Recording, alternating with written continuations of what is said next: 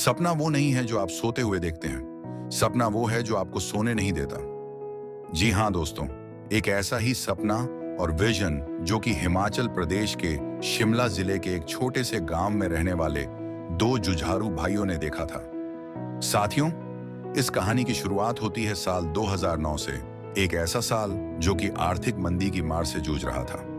इस हालत में किसी की फसल को यह कहकर रिजेक्ट किया गया कि आपकी फसल में क्वालिटी नहीं है, जिसकी मार्केट में जरूरत नहीं है और इसका साइज भी अच्छा नहीं है।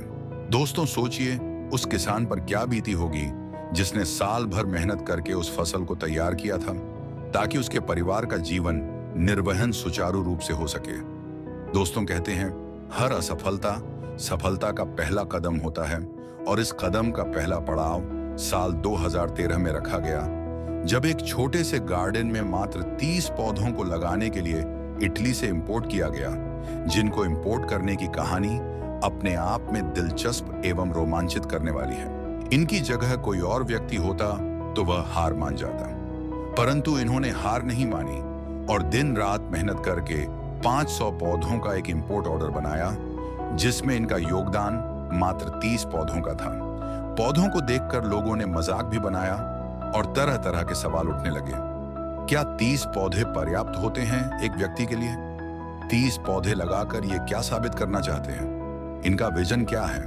ये अपने जीवन में क्या करना चाहते हैं? साथियों, जैसे कि कहते हैं, किसी व्यक्तित्व की पहचान उसके भौतिक अनुपात से नहीं बल्कि उसके धैर्य और विजन से होती है।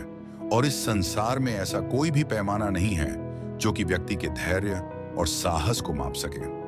इसके बाद आता है साल 2014, जब हिमाचल प्रदेश में पहली बार सेब की बागवानी को नया आयाम देने के लिए डॉक्टर कुशल मेहता के साथ मिलकर प्रूनिंग कैंप की शुरुआत की गई।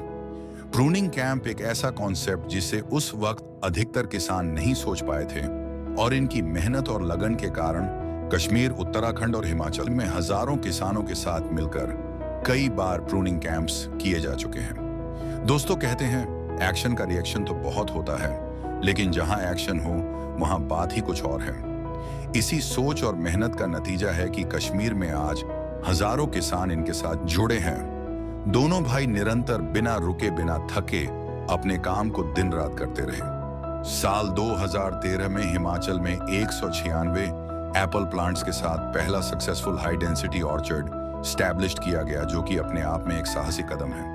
एक ऐसी कंपनी जिसके अंतर्गत सेब को उगने से लेकर उसे प्रोसेस करने तक का रास्ता तैयार किया गया और बागवानी के तौर तरीकों और सोच समझ को ही बदल डाला।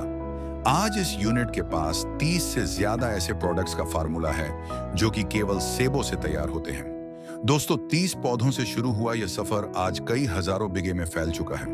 25,000 से ज्यादा फार्मर्स की ऑर्चर्ड विजिट्स, 5,000 से ज्यादा लाइव वेबिनार्स, 100 से ज्यादा प्लान्ड इवेंट्स, बहुत सारे प्रूनिंग कैंप्स, प्लेटफॉर्म पर 25,000 से ज्यादा ऐप डाउनलोड्स, 7,000 से ज्यादा एनरोल्ड फार्मर्स, 60 से ज्यादा प्रोडक्ट रेसिपीज, हजारों बिघे में फैली हुई nursery plantation, international consultancy projects और 8 फार्म फेस्ट। दोस्तों इस साहस और प्रेरणा से भर देने वाली कहानी का नाम है Himgiri agri solutions private limited और इसके नायक है श्रीमान जित्तू चौहान और उनके छोटे भाई श्रीमान जोगिंदर चौहान, जो अपने भाई के इस विजन में साल 2014 में शामिल हुए। दोस्तों एक छोटे से गांव के गार्डन से शुरू हुआ ये सफर आज एशिया की सबसे प्रतिष्ठित एग्रीकल्चर यूनिवर्सिटी के गेट तक जा पहुंचा है और नौनी यूनिवर्सिटी ने खुली बाहों से इस विजन का स्वागत किया है। नवंबर 2024 में नौनी यूनिवर्सिटी में पहाड़ से ऑर्गेनिक्स का पहला प्रोसेसिंग यूनिट एस्टैब्लिश हो चुका है।